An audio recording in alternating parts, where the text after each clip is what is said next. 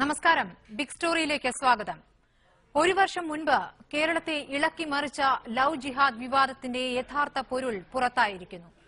പ്രണയത്തിന് ഭീകരമുഖം നൽകി ഒരു മതവിഭാഗത്തെ സംശയത്തിന്റെ നിഴലാക്കുന്നതിന് പിന്നിൽ കളിച്ചത് ഹൈന്ദവ മത തീവ്രവാദികൾ. മറ്റു ചില മതവിഭാഗങ്ങളെയും കൂട്ടുപിടിച്ച് ആസൂത്രിതമായി നടത്തിയ കള്ളപ്രചാരണത്തിന്റെ പൂച്ചു പുറത്താകുമ്പോൾ അതിന് വേണ്ടത്ര പ്രാധാന്യം നൽകാൻ നമ്മുടെ സമൂഹം തയ്യാറാകുന്നുണ്ടോ? ലവ് ജിഹാദ് ആരോപണത്തിന് ഇരകളായവരുടെ മുറിവുകൾക്ക് ആര് മറുപടി നൽകും? ലവ് ജിഹാദ് കൊണ്ടാടിയ നാം ഓരോരുത്തരും മറുപടി നൽകേണ്ടതാണ്. ബിഗ് സ്റ്റോറി ചർച്ച ചെയ്യുന്നു ലവ് ജിഹാദിലെ രാഷ്ട്രീയം.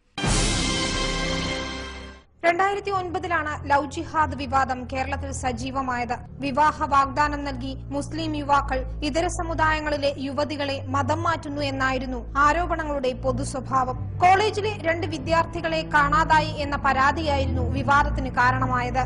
പ്രണയിതാക്കൾക്കൊപ്പം സ്വന്തം ജീവിതം കണ്ടെത്തിയ ഇവർ പിന്നീട് രക്ഷിതാക്കളുടെ ഹേബിയസ് കോർപ്പസ് ഹർജിയെ തുടർന്ന് കോടതിയിൽ ഹാജരായി. ഈ പ്രണയ വിവാഹങ്ങൾ ലവ് ജിഹാദാണെന്ന പ്രചരണം വ്യാപകമായതോടെ പോലീസ് പ്രത്യേക അന്വേഷണം തുടങ്ങി. നിരവധി യുവാക്കളെ ചോദ്യം ചെയ്തു. സമാന്തരമായി ജിഹാദികൾ തട്ടിയെടുത്ത യുവതികളുടെ കണക്കുകൾ സഹിതം മാധ്യമങ്ങളിൽ വാർത്ത വന്നുകൊണ്ടിരുന്നു. അന്വേഷണത്തിനൊടുവിൽ ഇങ്ങനെയൊരു സംഭവമില്ല എന്ന കണ്ടെത്തലിൽ എത്തുകയായിരുന്നു പോലീസ്. ഇത് ഏറ്റവും ഇതിന്റെ ഇരകളായിരിക്കുന്ന ഈ 2 ചെറുപ്പക്കാരാണ്. അവരെപ്പറ്റി പറഞ്ഞ അപസർപ്പ നോവൽ പോലെ എഴുതി പിടിപ്പിച്ച അവസാനം അവർക്ക് ഈ സമൂഹത്തിൽ ഇറങ്ങി നടക്കാൻ കഴിയാതെ, ഒരു വിവാഹം കഴിക്കാൻ കഴിയാതെ ഇന്നവര് ബുദ്ധിമുട്ടുന്നത്. അവരിന്ന് പൊതു മധ്യത്ത് വരാൻ തയ്യാറല്ല. നിങ്ങൾ സമീപിച്ചു വരാൻ തയ്യാറല്ല. എന്തുകൊണ്ടാണെന്നതിൽ അവർ ശരാശരിക്കാരായ മനുഷ്യരാണ്.